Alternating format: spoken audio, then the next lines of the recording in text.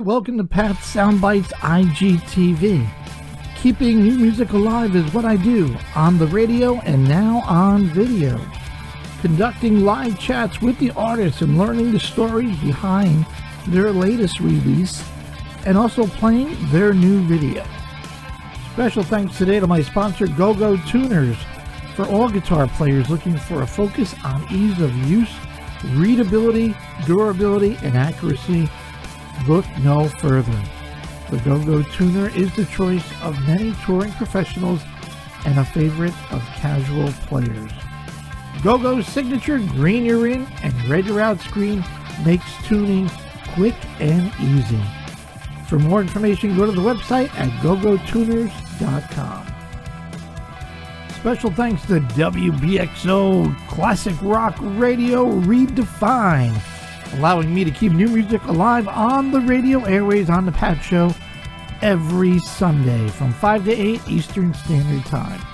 Only on WBXO Classic Rock Redefined. And a big thank you to Mr. Evan Balzer for allowing me to use his amazing instrumental that you're hearing right now. It's called Trails. To find out more incredible music by Evan, go to his website at evanbalzer.com. And my special guest today, well, he's an amazing singer, songwriter, and guitarist. And when he's not rocking alongside the amazing Lita Ford, he's the front man in his band, and that's Heaven Below. I'm talking Patrick Kennison. Patrick and the band Heaven Below released a masterpiece of an album last June entitled Rest in Pieces, a tribute to the departed. This album contains 12 cover tunes, yes, from artists, band members that we've lost over time. And man, this album rocks. Kicks off with Freddie Mercury and Queen's We Will Rock You, only with a little touch of Heaven Below. And it's amazing. Classic cover tunes from Johnny Cash, Motorhead Medley, Audioslave, AC/DC, Alice in Chains, Pantera, and a whole lot more. We're going to talk to Patrick about this fantastic album, the song selection, the artwork on the cover. Wow. We're going to talk about his amazing vocals.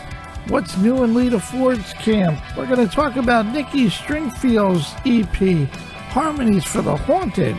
We're going to talk about the upcoming gig on Saturday night, February 20th in Tucson, Arizona, and a whole lot more right here on Pat Soundbites IGTV. Hey, welcome to Pat Soundbites IGTV, keeping new music alive on the radio and on video. But today is a special day as we convert my Zoom into a funeral, a mass, as I ask all the listeners, all my congregation, to rise up to the altar of rock and roll today. Yes, have I lost my mind? I have. Today's a special day as we have the one and only hard rock minister of the world in the house in our church today. The man behind Heaven Below, the Reverend Rocker Patrick Kennison, who will share with us the last rites of his last killer musical reading, Rest in Pieces, a tribute to the departed. Rise up, all you crazy people that follow me. Patrick is in the house. Hey, good to see you. Thanks for having me, bro. Oh my God, what the hell was I thinking writing all this crap up? Jesus Christ. The Reverend is in the house. Heaven Below. How are you, bro? I'm hanging in there. We're doing good. Man, as I said to Nikki, Rest in Pieces, a tribute to the departed. Holy shit. Man, oh my goodness. Did you guys hit it out of the park? And why isn't this on all the radio stations? Will somebody tell me, am I the only guy doing to keep new music out there? I mean, all your music, all your stuff, Pat, is incredible. And I'm happy you got nobody behind you, because I got 3 sheets of notes flying all over the place. First of all, as I asked Nikki and I ask all my folks that I interview, how you making out with this whole COVID thing? I know you're a busy guy. I follow you guys, and you're doing something. At the beginning of this COVID thing, back in March of last year, we were almost finished with Rest in Pieces. Of course, I was out there on tour with Lita. Nikki was doing her Maiden's dates. So as soon as COVID hit, I said, perfect, we're finishing Rest in Pieces. And so that's exactly what we did. We put our nose to the grindstone and we finished the record. And we just haven't looked back since. We said, you know what? We can't be angry on our couch because we're not playing. So I guess we're going to record and do everything else we can. Yeah. And as I said to Nikki, a lot of artists were hesitant because, as you know, you put out something and you want to promote it and do a live show and get it out there. And, a lot of people are like, oh, we're not going to do it. And I'm like, no, get it out. I mean, I'm the guy keeping new music alive on the radio as much as I can. That's my niche. But I'm like, I'm happy because when you do go on the road, folks are going to be familiar with it.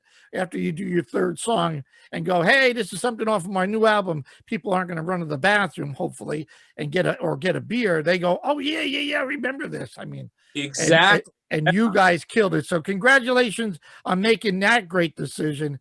Thank you. This album, oh my God, this album kicks ass. I don't even know where to begin. The song selection. Let's start with the song selection. I mean, We Will Rock You, Crawling. For all our listeners, if you're new to me, I've been playing a bunch of these tracks. And Pat and the band Heaven Below with Nikki and John and Shad, am I saying that right, Chad? Yeah. Put together this cover, a bunch of great covers of folks that we have passed with their version of it. I mean, this is not, We Will Rock You is not the Queen with Crawling. Oh my God, the piano part of Crawling, Pat. I'm like, oh, Like a Stone, your vocals. And we're going to play the video Like a Stone when we're done. All right. And Motorhead Melody. Pat, shut up. I'll shut up and let you talk because they don't want to hear from me. How did you find this? How did you make the selection? That had to be like brutal.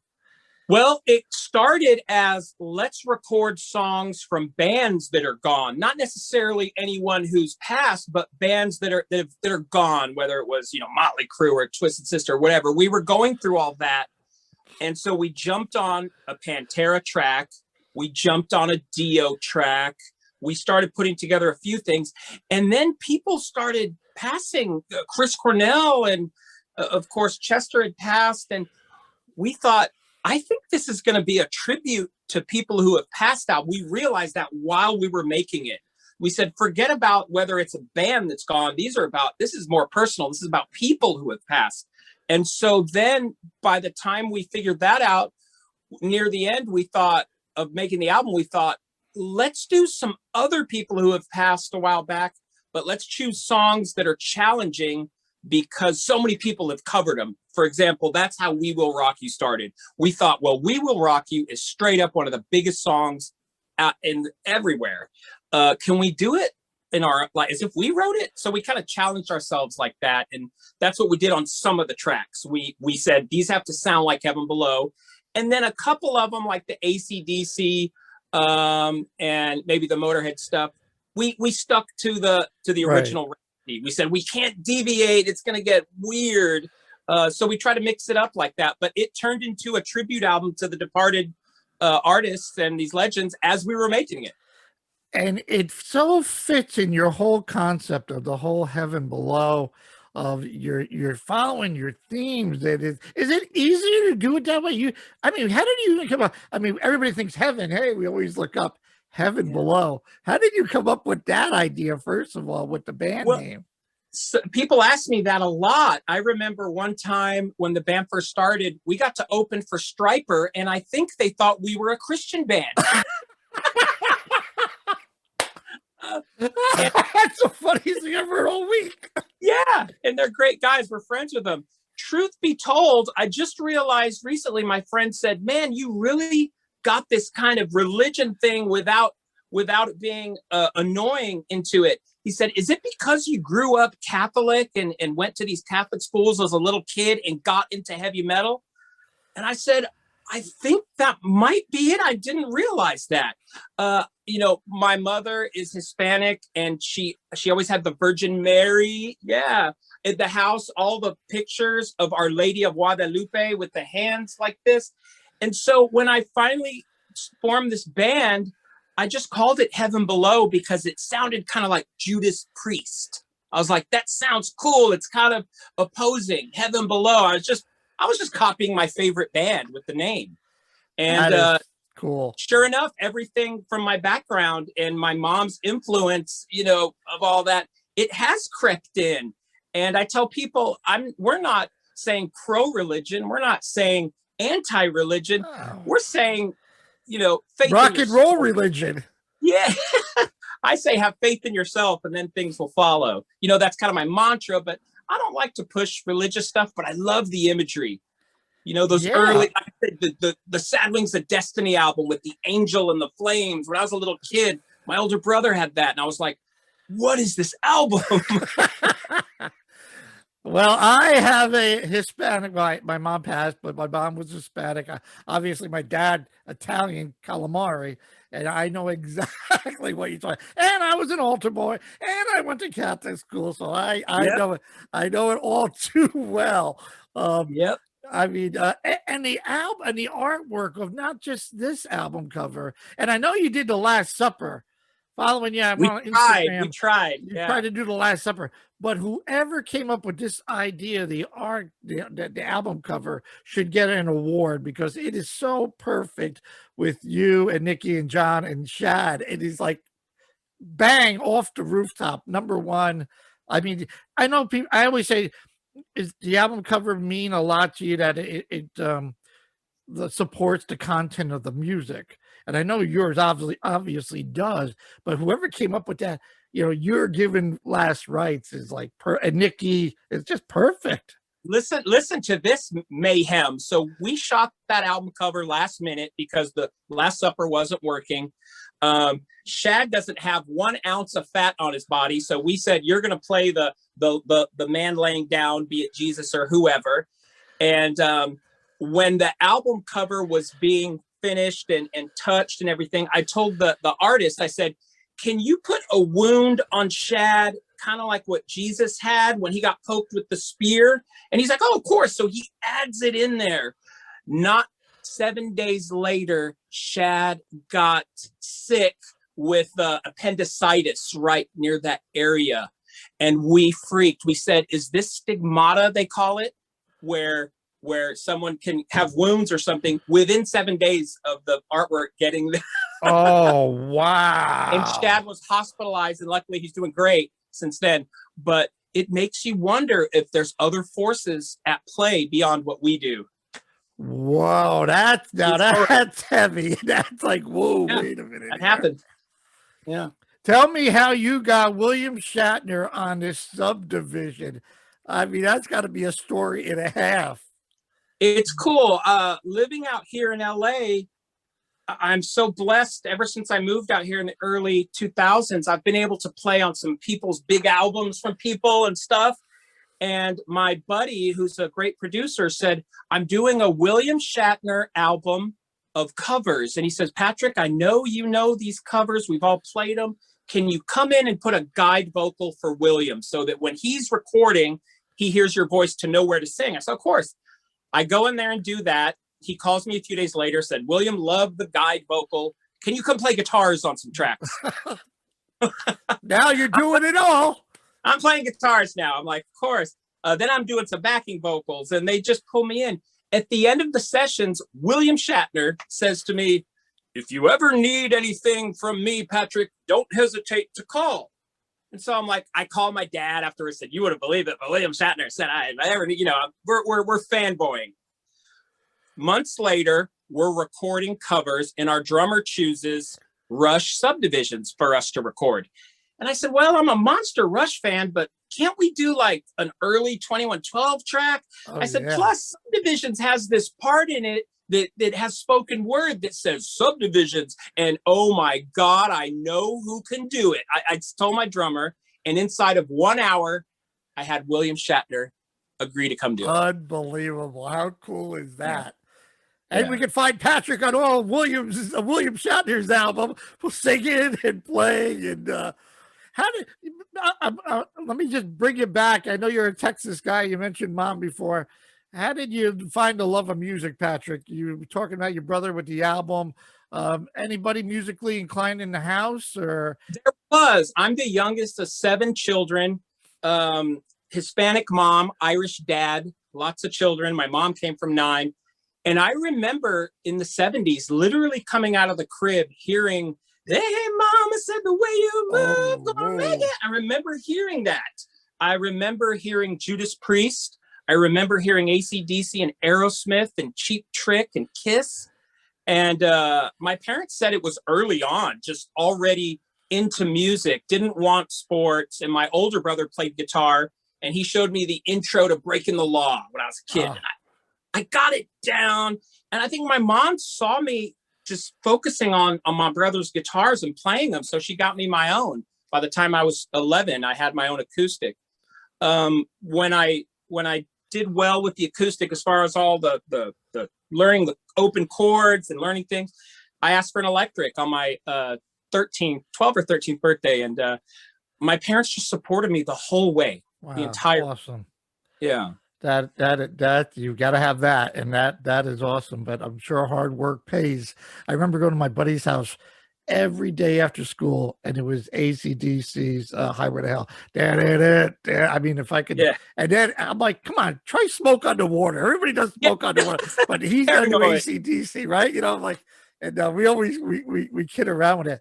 Dude, your vocals are insane, incredible. You don't get enough recognition for that, and I'm blessed to have met and interviewed Paul Rogers, Mark Slaughter, Glenn Hughes. I'm like, boy, listening to Like a Stone, Clear as Day. Listen to the isolated version of you doing "We Will Rock You" was a killer. Thank you for showing that and putting that video up.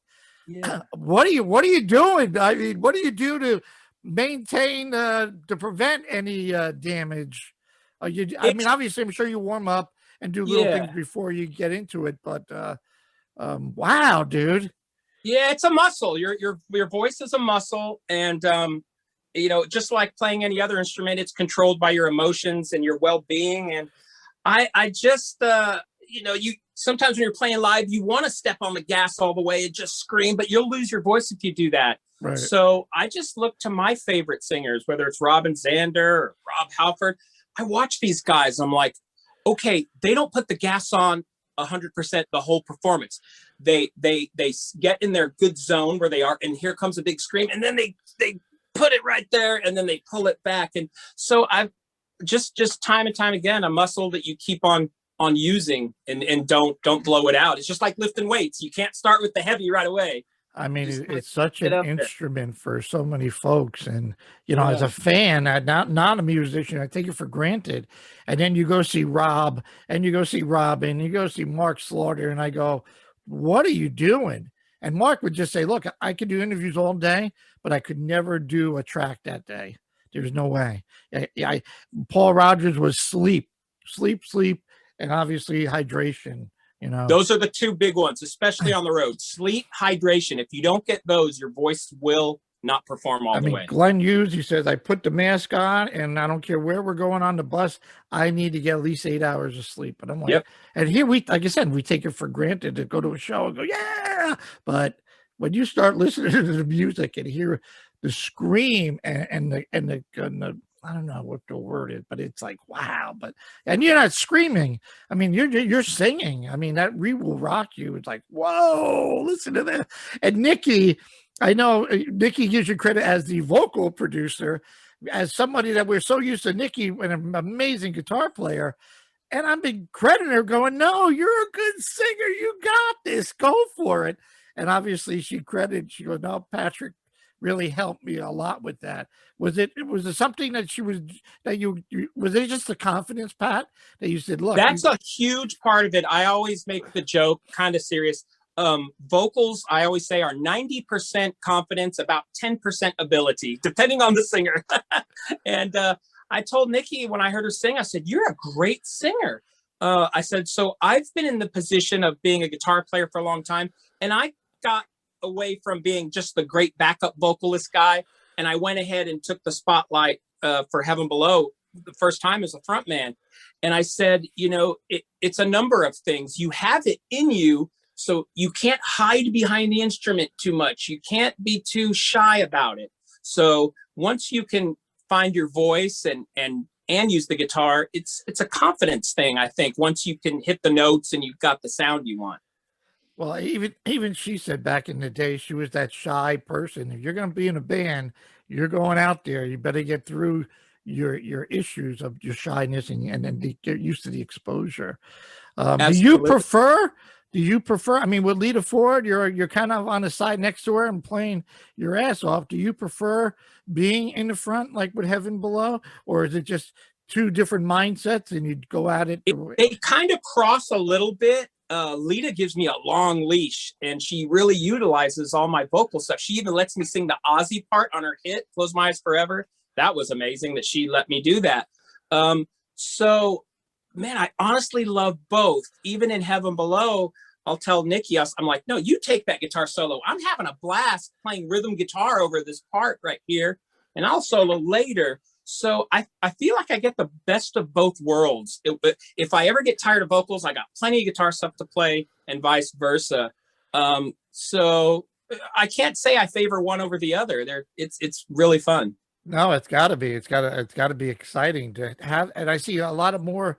Like I'll mention Mark again. Mark Slaughter is in another band, but he's not the vocalist, and he's just an outlet that he's not have to focus on the vocals. They got a great vocalist, Bob Reynolds, in his band called Seven Angels, and Mark just plays guitar and does a phenomenal job. But he goes, it is a break, that I'm like, wow, I don't have to worry about that part too much. So Exactly. that is cool. Goodbye, Apocalypse. Am I saying that right? I always screwed up. Good morning, Apocalypse. Good morning, Apocalypse. Goodbye, Apocalypse. Yeah. Good morning. And you got the T-shirts back. I did see that. They're coming back in, yeah. Folks, boy, talk about another incredible concept album. It takes you on my notes are crazy, badass roller coaster ride. The songwriting, the overall production is outstanding, Patrick.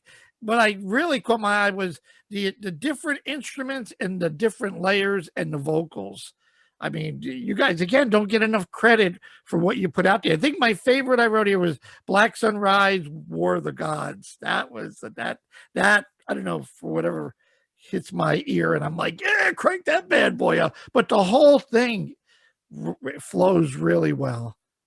It was a big undertaking. It was super ambitious for us, for a band at our level, to try to make an album like that.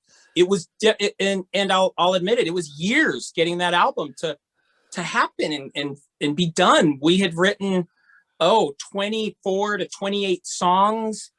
At one point, I remember our drummer Shad is like, look, we're biting off a lot. Focus on what this needs to be. And we got it down to the songs that made it on there, the 12 or 13 songs. And at a few points I was wondering, is this gonna come out and be finished? Is this gonna be Chinese Democracy? But I had a bunch of badasses involved on the album, even including my father, even helped with the storyline. My brother, one of my strong, successful friends out here that has a show called The Blacklist. He wrote one of the songs with me and helped on some of the stuff. And I'll tell you what, I think that's why that album came out great and was finished, because I enlisted, Lita on a track, Udo's on a track, Jason McMaster. We kind of brought the kitchen sink. I don't think I could have done it without those people. I know that sounds like what a lot of people say, but I'm honest. I couldn't have finished that if all those people didn't get involved with that album. That's amazing. I could listen to that. I could listen to Rest in Pieces constantly and just crank it up. I don't think you get enough credit for it. And it's sad, if you don't put a video out with everything anymore, right, nobody even knows about it or even hears about it unless they really follow you. Talk about the songwriting process, Patrick. Is it therapeutic for you? Does it start with a guitar riff? Where do you get this? Where do you even begin with the concept?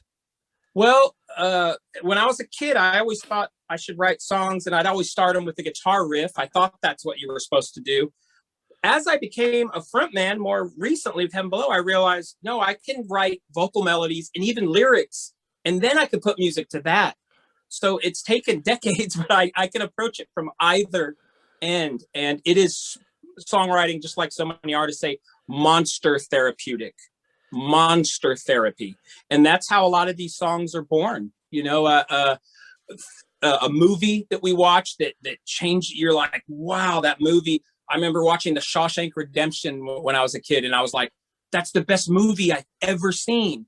And you try to bring it to a song. You think what a character would write. What would that character say if he was in a song? And then you can kind of start to write a song like that. It's like, can you imagine you go to a therapist and you're just bringing out all this stuff growing up as a kid? I had this, I had that, played ball, or I had a bad relationship. All of this comes out, I guess, is an expression, right? It expresses, comes out of your head of you putting into lyrics and music.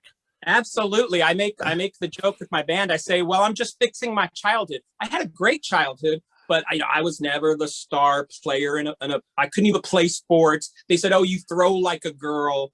And telling a little kid that is not the best thing to tell them. Exactly. You know, that happened, but it wasn't until I got into music that people go, oh, this guy could do something. So it was a mind fuck, kind of, because I wasn't getting good grades either as a kid. You know, I'm like, you're like, am I useless? You start to ask yourself that. Right. And it was the one thing that lifted me up, and I was able to even have success with it. How much are you a David Bowie fan? Major Tom, Gravity, Killed the Space Man. I mean, there's always this David Bowie thing sneaking in some of these records. Absolutely. I watched a documentary on him, and did you know that he released so many albums before he ever had a hit in the 70s? And he kept on trying to reinvent himself and try, and it would never be successful. And it was one of those stories of the, just keep on trying, keep on trying, keep on trying. He finally nailed it in the 70s when he finally got to what he did, with his great stuff. And it was once again, it was so inspiring. I watched that on a plane, that documentary, and I thought, wow, that's how you do it. You just don't give up. He just never gave up. It's all about the stories. I tell folks I'm blessed to have this opportunity to speak with you or any of the artists. And, I had dinner with Joe Walsh, and oh my God, I like the stories. I don't think I finished dinner. And then he says, you want to meet my brother-in-law? And I go, who? Joe, I don't even know who you are. He's like, oh, he's playing in Connecticut. The guy, he's a drummer of the Beatles there, Ringo Starr. And I'm like, wow. Oh my God. So unfortunately, I didn't get to meet Ringo. I did go to the show. Ringo was coming down with the flu, and there was like 5 of us. And they just said, well, obviously you got this far. You know somebody connected. Next time Ringo starts all-star bands in town. And Ringo's a germophobic, does a Howie Mandel from a distance. But just to go see the show was phenomenal. But I hang out with Joe. It's all about the stories. You mentioned Robin Zander. I interviewed the guys from Cheap Trick individually, Rick and Robin and Tom, and never to know that all their music was already out until Live at Budokan came out. And their manager, give this guy credit, like buys 100,000 records. So when the people started calling for the billboard, like, what's selling in your record store? I don't know, but every Cheap Trick thing is gone. And they're like, who's Cheap Trick? And then Live at Budokan. But to find out that Dream Police, Surrender, all that was already done. And they were just a band out of Rockport, Illinois that nobody knew. So it's all about it's all about the stories. You mentioned Lita Ford. What's going on? Any new music with Lita? Anything happening? She's still working on a new album. I've helped her out already on some tracks. Now she's been recording the album with Gary Hoey and flying band members up there to do tracks. So it's taken longer than it should, but I know I heard a couple rough mixes. One song that even had an amazing cameo from another legendary female, and it sounded killer. It gave me goosebumps when I heard it. So it is coming, and I don't know when. I don't know what I'm allowed to say about it yet. No, just so the fans know that they can expect something like that, which is cool. You getting back to the Heaven Below, I got my note. I got to mention, you guys got to be the first one with the coffin kit bundle. It's a Oh yeah. great idea. I mean, I love the whole concept, the congregation, the takeover, all rise. I mean, can't wait to see you guys live and see the set list that you put together. I mean, the more I dug into Heaven Below and your first album and Countdown, I want to say Countdown to the Devil, I just fell in love. When Daylight Dies, I'm like, how come nobody knows these people? You guys should be opening up for Guns N' Roses or somebody, or Judas Priest. Jesus, it just drives me crazy. But I know I'm going to be pushing you to all as much as I can, Pat. So, as I said to Nikki, a little Nikki Springfield, a little Heaven Below, a little Lita Ford would just be a perfect little trio if somebody's watching and listening to us at some label or management. Although you guys will be doing like double duty, but who cares? What a show that would be. No? Oh yeah, that'd be awesome. Are you thinking the first time you go back on stage? Oh, well, you got. Oh, wait, I got to promote this Saturday, February 20th, Tucson, Arizona. Talking about getting back on stage. The Jack and Drop D tickets are available. You're lucky if you're in Tucson, and if you follow Pat and Nikki, they're already in rehearsal jam on the video on the Quarantine Couch Jam. We're Rollo the Dog. Are you excited getting back on stage, Pat? Very excited. And I'll be honest, we've been doing so much acoustic stuff. We put on our electrics and we go, holy crap, some of our stuff is kind of challenging to play. So we've been practicing the guitar parts and I've started singing the stuff. I always tell people, sprinting is one thing, but running a marathon is another. And that's kind of what it's like to have to play for an hour with intense music like that. So yeah, we're very excited, and we're rehearsing before the band even rehearses. No, I see that. Are you going to be able to put a full set in, or is it going to be like a 26 minute? Oh, good. And when are you coming to New York? Yeah, seriously, I know. I hear you, man. Oh, it is all good. You had me in stitches, dude. Looking at your Instagram during the election and all the debates. And I don't know. I mean, Nikki was losing clothes or makeup or whatever. You were, I don't know what you were thinking, but you got everybody's attention. There was a Halloween where a girl did me up in drag. Right. And those pictures, people just crack up on that. What's funny is some people think that I dressed like that. I'm like, no, that was Halloween and it was a gig and it was hilarious. And let me tell you, I have a newfound respect for women having to wear stuff like that. It was painful. And it was a gag and I had a blast with it. You said, you know what? As long as this debate's going on, I'm going to do something ridiculous. It's crazy. And I am who I am. And you know what? Yeah. Who cares? I mean, that's what it's all about. Anything else? I know you play producer, you do a few other things. Anything? Oh, and I want to mention Falling for Zero. The Mirror Never Lies. You did a charity single for children without a voice. Mm-hmm. Outstanding. Thank you. How did you get involved with that? Our drummer at the time is involved with charities like that. Bones Elias, you've seen him. He was the drummer in 6 a.m.'s Life is Beautiful. He played with Chester's solo band back in the day, and he's connected with all these things, and he brought it to us. Yeah. Wow. Great job. Anything else I can help promote besides the Rest in Pieces? You working on any other thing? We have some new songs. I'll tell you where our head is at right now. We get people asking for vinyl release of our stuff all the time. So Nikki came up with this idea. Why don't we do, because people are really discovering us more and more, especially now, let's do like a best of greatest hits type album, and we'll release it on vinyl and all the digital platforms.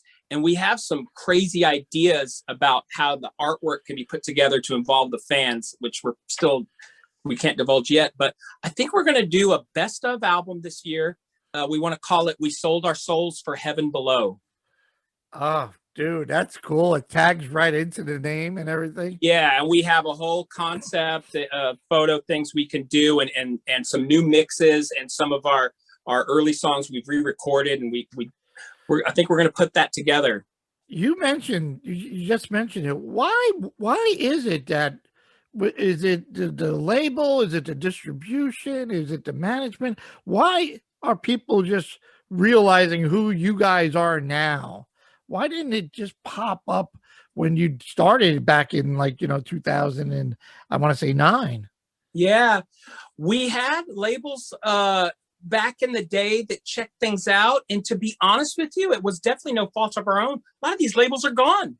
There's not True. labels, and the people that had signed my old band Union Underground, they've moved on to different stuff. There is not a major label platform that supports much rock. And True. so we started just doing it on our own like anyone else would. And it's a different day and age. You know, I got signed to Sony Columbia with Union Underground back in 98. And that was the old model. Here's an advance, here's a team of people, and then this happens. Just not like that anymore. So I haven't seen any of those major labels do anything for rock. No. Those labels, most of them don't exist. I mean, David Ellefson does a really good job with his work out there with a bunch of bands, but you're absolutely right. I never really thought of it. I'm thinking, well, you signed with Capitol. This is great. You got a hit, but if you don't have the follow-up hit, you're like part of the sheep, and then you're forgotten. And it's like you borrowed money, like a loan from a bank.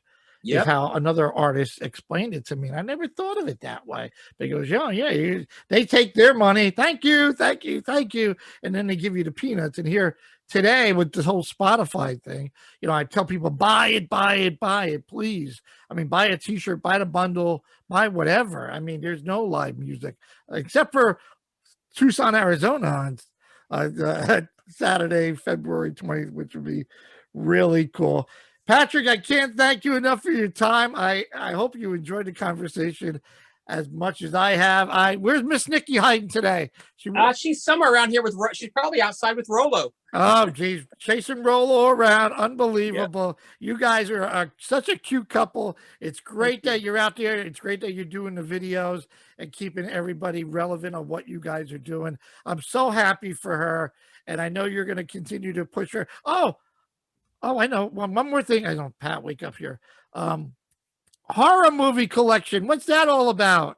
Well, after we've been working on music all day before we go to bed in the theater room, we've been watching the whole thing of all the horror movies. We're in the middle of Saw 1 through 8 right now. I saw you posted that. I'm like, oh, I got my horror. I'm like, oh, I got to ask him what the deal with that is. It's a good way to wind down after, we wake up and we try to get this thing going, from podcast stuff to acoustic stuff to recording and little video clips. And by the time the sun goes down, we'll be like, let's have a drink and put on some horror movies. I am so happy that I reached out to Nikki. I'm so happy I said, tell Patrick I'm coming for him. I got to get Pat. I love Heaven Below. I love Nikki's album, Harmony for her EP. I keep going album, Harmonies for the Haunted. Heaven Below is on Instagram, on Facebook, on Twitter, on YouTube. So you can follow Patrick, the Patrick Kennison, on Instagram. Follow Nikki out there. It's all good stuff. Time to rock a little Pat Kennison and Heaven Below. And we're going to play Like a Stone right here on Pat Soundbites IGTV.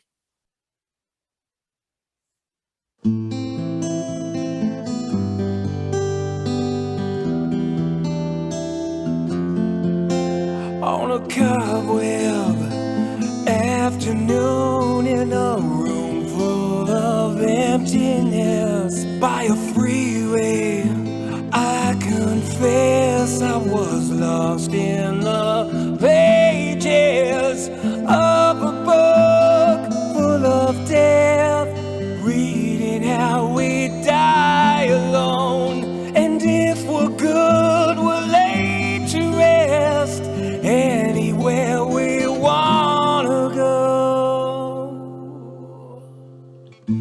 In your house, I long to be.